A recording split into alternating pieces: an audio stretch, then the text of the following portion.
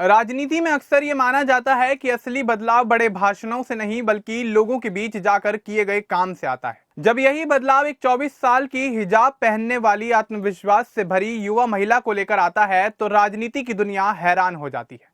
मर्जिया शानू पठान आज सिर्फ मुंब्रा या ठाणे की पहचान नहीं है, बल्कि वे महाराष्ट्र की राजनीति में नई सोच और नई पीढ़ी की आवाज बन चुकी हैं।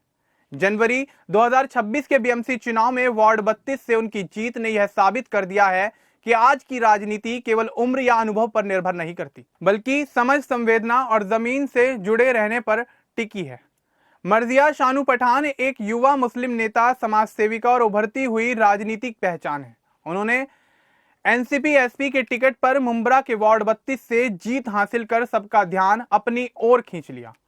उनकी पहचान सिर्फ कम उम्र में चुनाव जीतने तक सीमित नहीं है, बल्कि उनकी असली ताकत यह है कि उन्होंने हमेशा स्थानीय लोगों की समस्याओं को अपनी राजनीति का आधार बनाया। जमीन से जुड़े मुद्दों पर काम करने की सोच ने उन्हें आम जनता के बीच एक अलग और भरोसेमंद चेहरा बना दिया। मर्जिया शानू पठान का जन्म महाराष्ट्र के ठाणे जिले में हुआ। उनका पालन पोषण ऐसे माहौल में हुआ जहां राजनीति और समाज सेवा रोजमर्रा की जिंदगी का हिस्सा हुआ करती थी। उनके घर में लोगों की समस्याओं पर चर्चाएं होती थीं और उनके हल निकालने की कोशिशें भी की जाती थीं। बचपन से ही उन्होंने यह देखा कि जनसेवा सिर्फ बोलने की चीज नहीं बल्कि निभाने की एक जिम्मेदारी है। इसी माहौल ने उनमें बहुत कम उम्र से ही समाज के लिए कुछ करने की सोच और जिम्मेदारी की भावना को पैदा किया। मर्जिया शानू पठान ठाणे नगर निगम के पूर्व नेता प्रतिपक्ष अशरफ पठान उर्फ शानू पठान की बेटी हैं।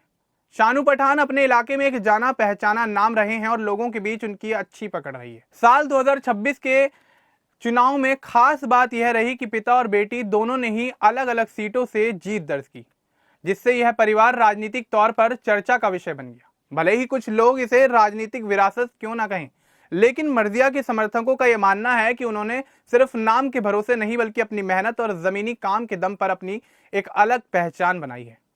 मर्जिया ने अपनी उच्च शिक्षा पुणे से हासिल की। पढ़ाई के दिनों में ही उनकी रुचि सामाजिक समस्याओं, संविधान की समझ, महिलाओं के अधिकारों और अल्पसंख्यक समुदाय से जुड़े मुद्दों में बढ़ने लगी थी।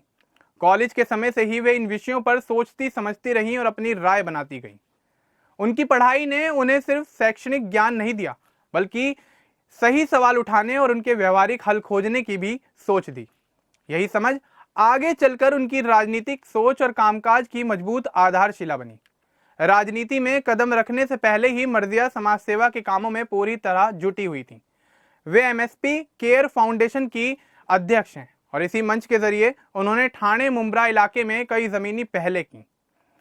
शिक्षा को बेहतर बनाना, स्वास्थ्य सुविधाएं उपलब्ध कराना, महिलाओं की सुरक्षा और आम लोगों की बुनियादी जरूरतों पर उनका खास ध्यान रहा। उनके काम का असर सीधा लोगों की जिंदगी पर दिखाई दिया। इसलिए धीरे धीरे जनता ने उन्हें भाषण या पोस्टर तक सीमित नेता नहीं बल्कि सच में काम करने वाली नेता के रूप में पहचानना शुरू किया।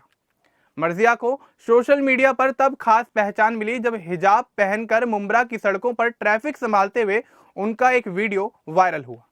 यह वीडियो सिर्फ देखने भर का नहीं था, बल्कि एक मजबूत संदेश भी दे गया कि नेतृत्व पहनावे से नहीं बल्कि काम और जिम्मेदारी से साबित होता है।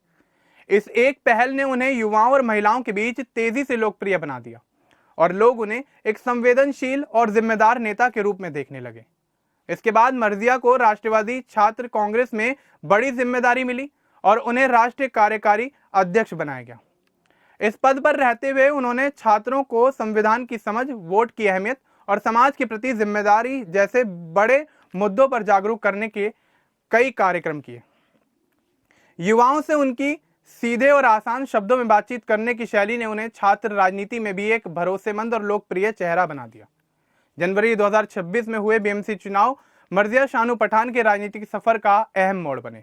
उन्होंने मुंब्रा के वार्ड 32 से मैदान में उतरकर शानदार जीत दर्ज की।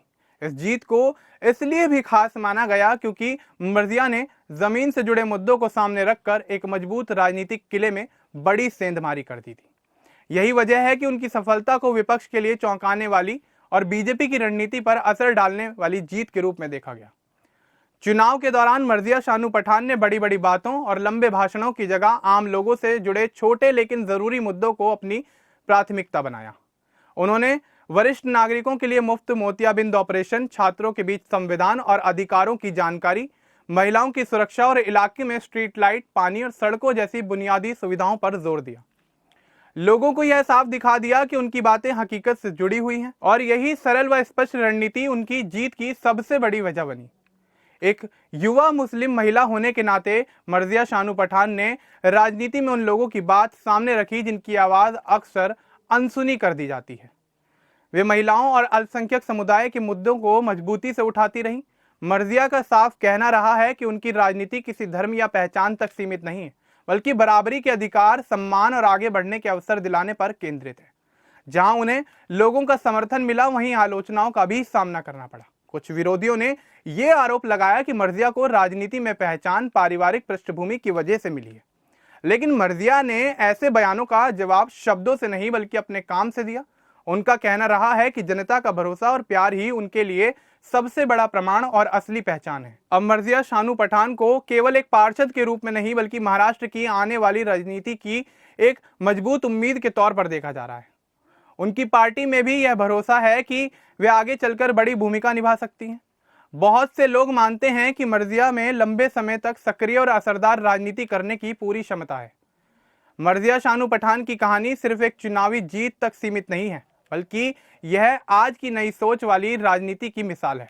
उनकी सफलता यह बताती है कि राजनीति में आगे बढ़ने के लिए उम्र नहीं, बल्कि समझ, संवेदनशीलता और ईमानदार नियत जरूरी होती है। मर्जिया का सफर साबित करता है कि अगर सोच साफ हो और काम के प्रति लगन हो तो पहनावा, पहचान या कम उम्र भी आगे बढ़ने में रुकावट नहीं बनती। अब मर्जिया शानू पठान के बारे में इंफॉर्मेशन आपको कैसी लगी, हमें कमेंट बॉक्स में जरूर बताएं। बाकी इस तरह के और अपडेट्स के लिए हमारे चैनल को सब्सक्राइब करना ना भूलें। धन्यवाद।